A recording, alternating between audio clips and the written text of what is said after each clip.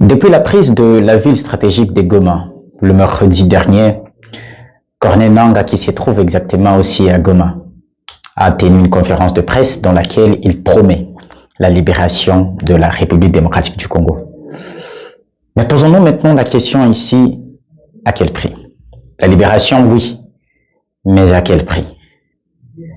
Et surtout en faisant le lien avec tous les enjeux géostratégiques liés à cette partie de la République démocratique du Congo. Dans cette émission, on va essayer tous ensemble d'analyser, de voir un petit peu ce qu'il en est, de faire une petite analyse et de comprendre, de questionner effectivement aussi l'histoire de ce si cher et beau pays qui est la République démocratique du Congo. Alors, si tu veux comprendre un petit peu cet enjeu ou cette petite analyse, viens avec moi dans cette petite émission.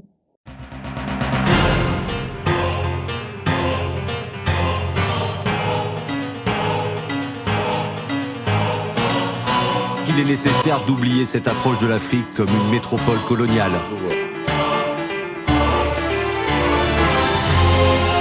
Actuellement, nous sommes là pour parler de l'avenir de nos peuples.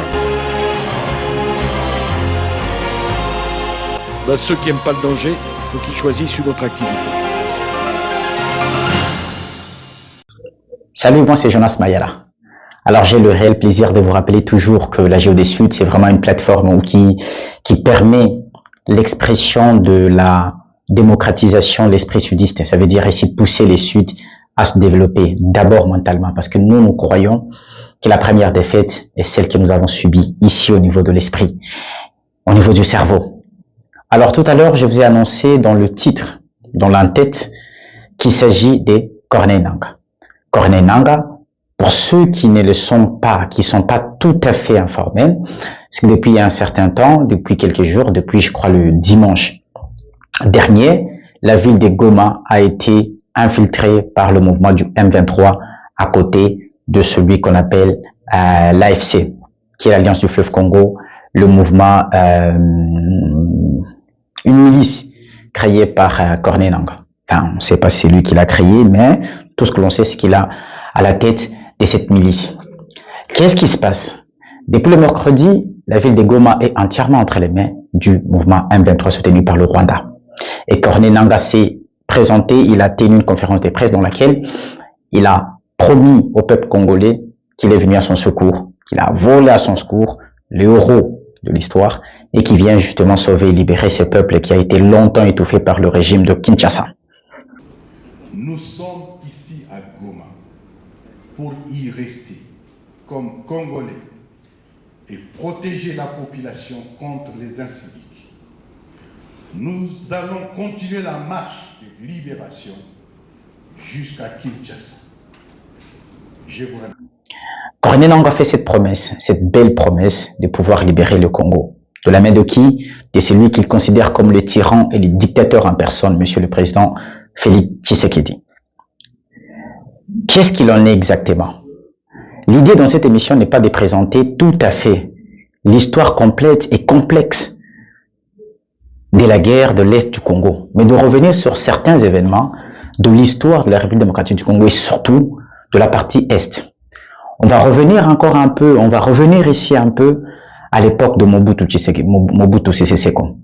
Le deuxième président de la République démocratique du Congo, et quand il était un petit peu détesté, haï ici par le pouvoir occidental, ils ont décidé de le remplacer, ça veut dire de le chasser par un coup d'État. Ils ont préparé un autre, son successeur, M. Laurent Désiré Kabila, qui a été formé au Rwanda, préparé, donc voilà comme ça se passe. Il est entré par l'Est du Congo, comme Corneille Nangaa, et il a marché jusqu'à Kinshasa, il a chassé Mobutu. Quand il a chassé Mobutu, il est devenu président, aidé par le Rwanda, par l'Ouganda. Ça veut dire que dans les accords, il était question ici que les trois pays co-dirigent la République démocratique du Congo. Ça veut dire le pouvoir rwandais, le pouvoir ougandais et le pouvoir RD congolais. Au début, ça semblait bien marcher parce qu'à Kinshasa, il y avait beaucoup de Rwandais qui étaient rentrés avec monsieur le président Laurent Désiré Kabila, le feu Mzee Laurent Désiré Kabila. Quelques années plus tard, il n'a pas fallu beaucoup d'années d'ailleurs, où Laurent Désiré Kabila, avec un sentiment patriotique, a voulu se séparer des Rwandais tout en le remerciant. Et quand il leur a demandé de rentrer chez eux, au Rwanda, en Ouganda, chose qui n'a pas été beaucoup appréciée par Kigali et Kampala. Et comme ils n'ont pas apprécié cette attitude, qu'ils ont considéré comme de l'ingratitude, ils vont déclencher ce qu'on va appeler ici la deuxième guerre du Congo. Et si on peut ironiser un petit peu autour de cette guerre, ça fait pas rire, on l'appelle la guerre mondiale africaine. Les amis, après la Seconde Guerre mondiale, la deuxième guerre du Congo a été la plus grande et la plus meurtrière de toute la Terre. La guerre du Congo. Elle a commencé en 1998 et s'est achevée en 2003. Cette guerre, en termes de pertes en vies humaines, elle a fait plus de 5 millions de morts. On parle ici même de 5 400 000 victimes qui sont tombées au cours de cette guerre. C'est rien comparé à ce qu'on voit en Ukraine ou à Gaza. Au Congo, les gens sont morts lors de cette guerre.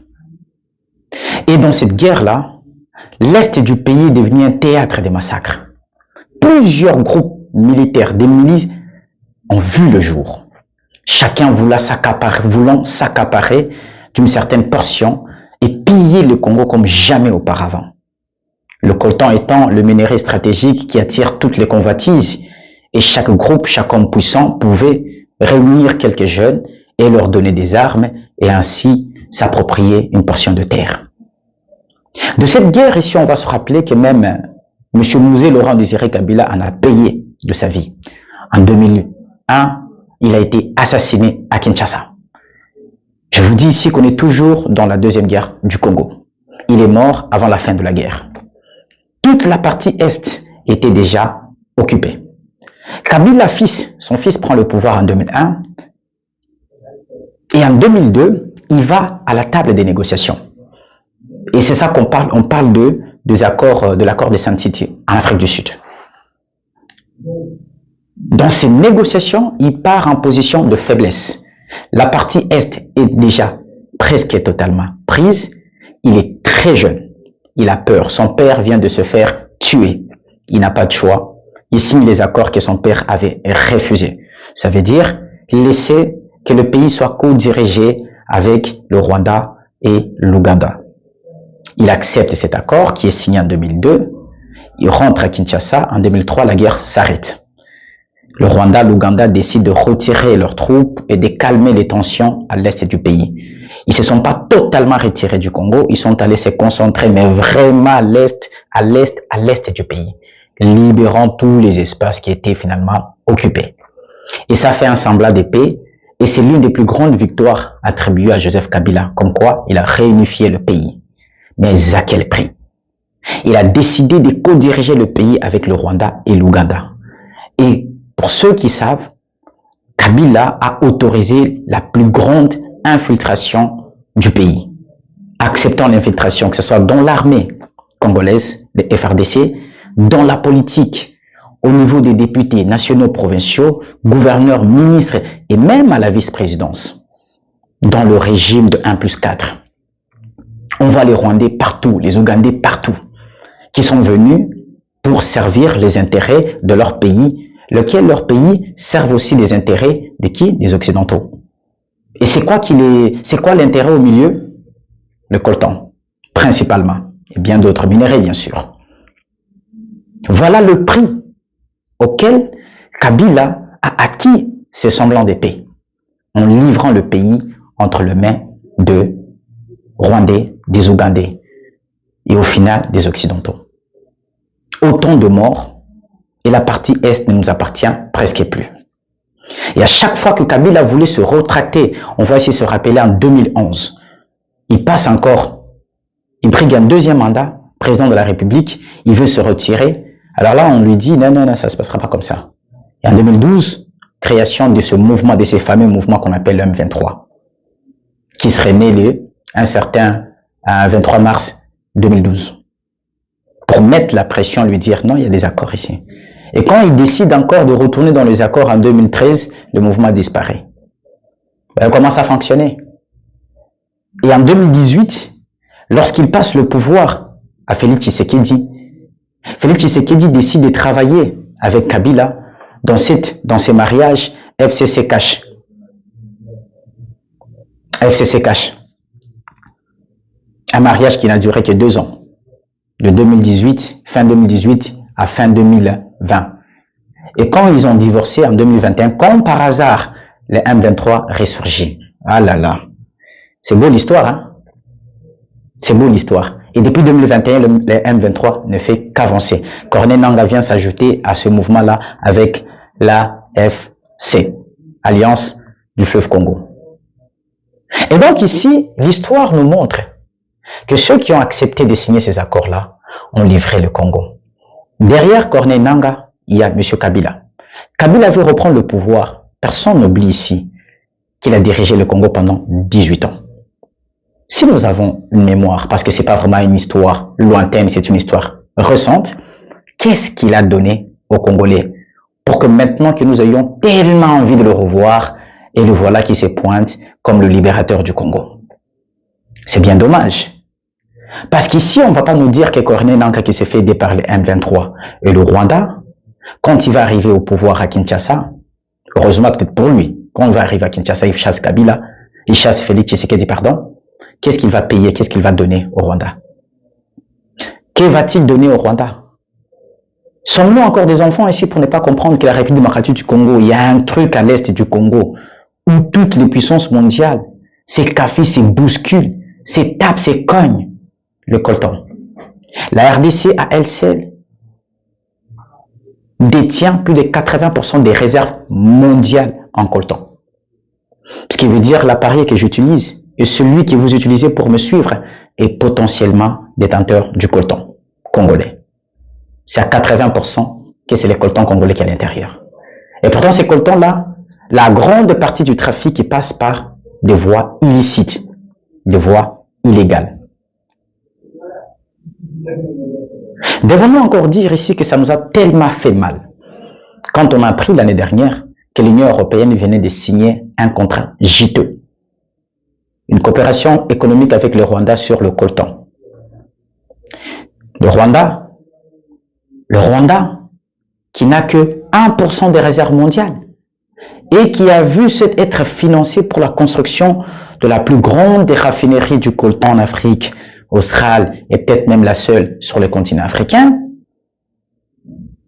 alors que ce pays n'a qu'un seul % des réserves mondiales. Est-ce que le 1% suffirait pour assouvir l'appétit des 27 pays membres de l'Union européenne? Non. C'est sur le coltan congolais que tous ces gens-là et toutes ces puissances-là comptent. Les coltans congolais. Les coltans congolais. Tous les appareils que nous utilisons ici dans la high-tech, la technologie et tous les appareils ici, il y a 80% de chances que les coltans qui sont à l'intérieur viennent de la République démocratique du Congo, lequel pays n'a même pas une raffinerie. Et quand un leader décide de vouloir un petit peu arranger les choses, c'est la guerre qui est déclenchée. Et aujourd'hui, Corneille Nangaa, après 18 ans de règne avec Kabila à Kinshasa, dit qu'il vient libérer le Congo. Mais laissez-moi rire. Laissez-moi rire. Il se passera 2 scénarios. Quand il va arriver à Kinshasa et qu'il va renverser Tshisekedi, le Rwanda va réclamer sa part du gâteau. Retourner encore dans l'ancien régime avec Kabila. Quelle misère et quelle pauvreté au Congo. S'il refuse ça, il veut être patriotique comme il prétend l'être. C'est la guerre à nouveau. Autant se battre aujourd'hui pour la liberté, la libération du Congo. Le Congo se veut être congolais. L'intégrité territoriale. Et nous devons nous sacrifier pour l'obtenir. Tous ces gens-là qui viennent pour aider le Congo, ce ne sont que des voleurs. Qui a proclamé Félix Tshisekedi président de la République en 2018? N'est-ce pas Corneille Nangaa? Et dans les accords, les soi-disant accords qu'il prétend, qu'il dit que Félix n'a pas respecté, est-ce qu'il y avait la part et l'intérêt du peuple là-dedans? Ce sont leurs propres intérêts qui ont été peut-être bafoués et les voilà venir en grande pompe pour se montrer comme sauveurs du Congo. On n'en a pas besoin. Et nous avons tous l'intérêt en tant que Congolaises et Congolais de stopper cette avancée de Nangaa, même sur le plan mental, psychologique. Lui dire qu'on n'a pas besoin de toi. 18 ans vous avez régné à Kinshasa. Quel développement vous avez apporté dans ce pays?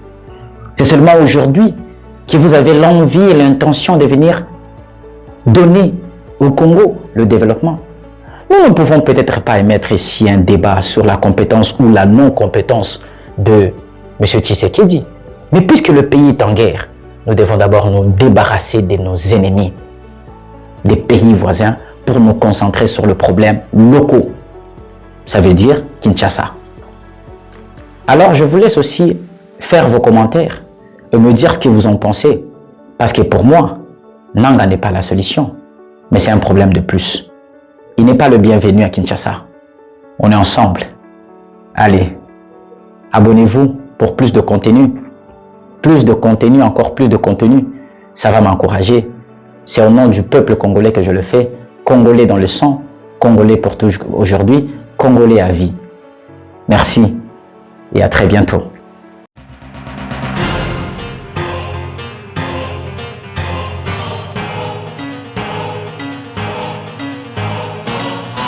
Il est nécessaire d'oublier cette approche de l'Afrique comme une métropole coloniale.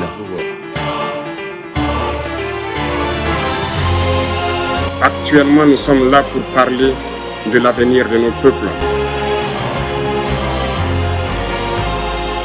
Ceux qui n'aiment pas le danger, il faut qu'ils choisissent une autre activité.